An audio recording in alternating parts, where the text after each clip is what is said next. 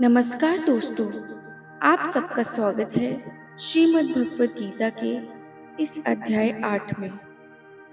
क्या आपने कभी सोचा है कि मृत्यु के अंतिम क्षण में आपके मन में क्या होगा? क्या उस एक पल में आपकी पूरी जिंदगी का फैसला हो सकता है? और अगर हाँ, तो क्या हम आज से ही उस पल के लिए खुद को तैयार कर रहे हैं?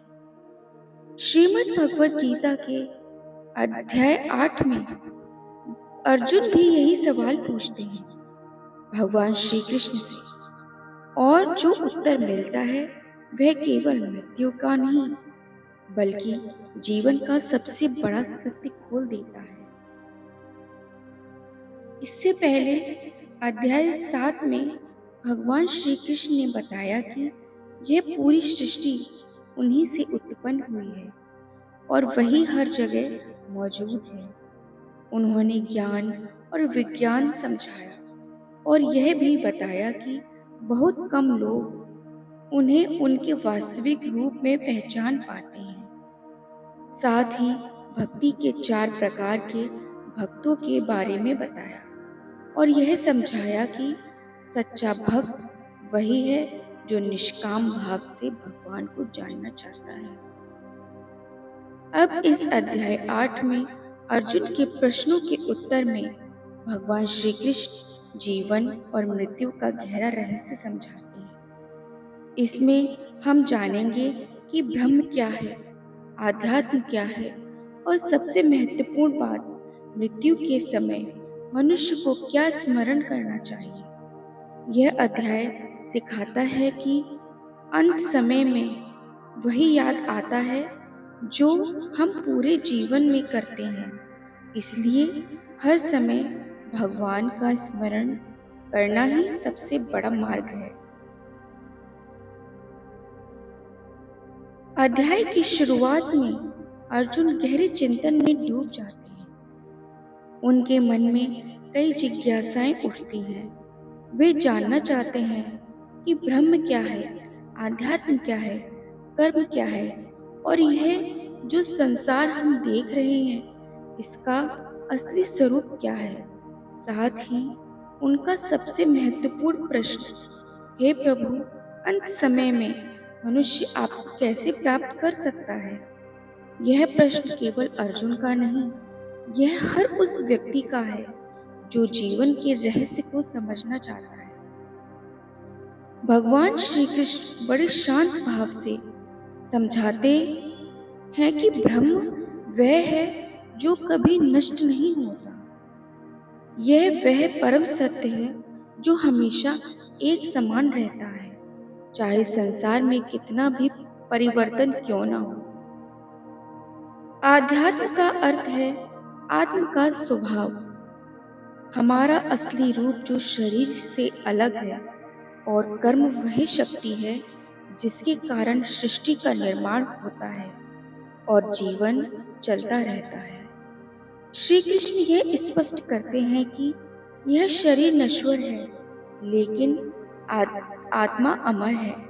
इसलिए जो व्यक्ति केवल शरीर को ही सब कुछ मानता है वह भ्रम में रहता है। अब इस अध्याय का सबसे गहरा और महत्वपूर्ण भाग आता है। भगवान श्री कृष्ण कहते हैं, मनुष्य जिस भाव को अंत समय में याद करता है वही उसे प्राप्त होता है। इसका अर्थ बहुत गहरा है। अगर किसी व्यक्ति का मन जीवन भर संसार की इच्छाओं में उलझा रहा तो अंत समय में भी वही विचार आएगा।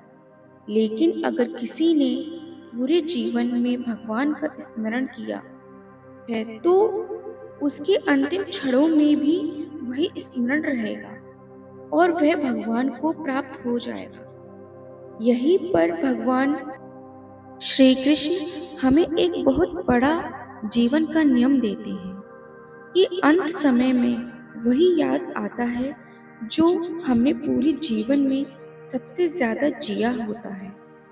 श्री कृष्ण आगे कहते हैं कि केवल अंतिम समय में भगवान को याद करने की कोशिश करना पर्याप्त नहीं है, इसके लिए पूरे जीवन में अभ्यास करना पड़ता है। जो व्यक्ति रोज भगवान का ध्यान करता है, अपने मन को नियंत्रित करता है और अपने कर्मों को ईश्वर को समर्पित करता है, उसका मन धीरे धीरे स्थिर हो जाता है। ऐसा व्यक्ति अंत समय में भी बिना किसी डर या भ्रम के शांति से भगवान का स्मरण करता है और परम धाम को प्राप्त करता है। इस अध्याय में श्री कृष्ण दो मार्ग का वर्णन करते हैं, एक प्रकाश का मार्ग और दूसरा अंधकार का मार्ग। प्रकाश का मार्ग वह है जहाँ से जाने वाले योगी फिर कभी जन्म नहीं लेते, वे सीधे परमात्मा में लीन हो जाते हैं। वही अंधकार का मार्ग उन लोगों का है जो अभी भी इच्छाओं और मोह में बंधे हुए हैं। वे फिर से जन्म मृत्यु के चक्र में लौट आते हैं। यह सुनकर स्पष्ट हो जाता है कि हमारा जीवन किस दिशा में जा रहा है।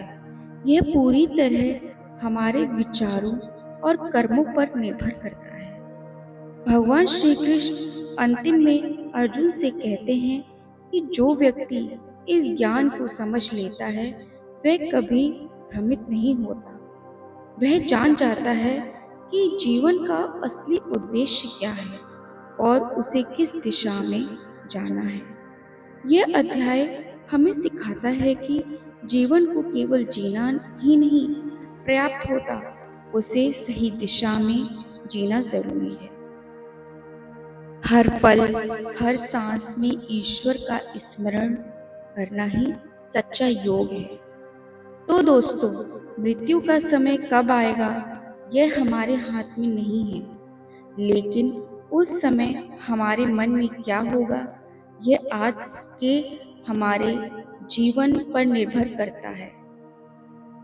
अगर हम आज से ही अपने मन को सही दिशा में लगाएं, भगवान का स्मरण करें और अपने कर्मों को शुद्ध रखें, तो न केवल हमारा जीवन बेहतर होगा, बल्कि हमारा अंत भी शांति और दिव्यता से भरा होगा। तो दोस्तों, अगर आपको ये वीडियो पसंद आई हो तो लाइक, सब्सक्राइब ज़रूर करें और कमेंट में जय श्री कृष्ण ज़रूर लिखें। राधे राधे।